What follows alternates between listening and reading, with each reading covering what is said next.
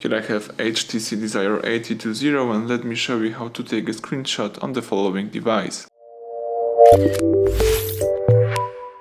At the very beginning, let's open the screen that you want to capture. In my case it could be the calendar, and all you need to do is simply use this combination of keys, power key and volume down. Let's hold down together those two keys just for 2 seconds, let me show you. And as you can see and hear, the device just took a screenshot.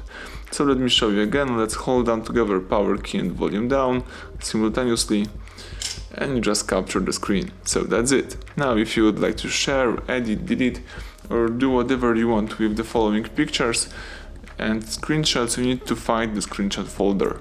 You can do it by using upper bar and by tapping screenshot captured, or you may also do it from your home screen. Let's use apps icon. Here you need to tap the gallery.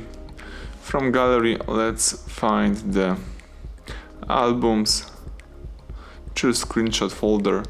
Now you can share, edit, delete or do whatever you want with the following screenshots. As you can see here, you can edit the following screenshot. So that's it. Everything went well. Thank you for watching. Please subscribe our channel, leave thumbs up under the video.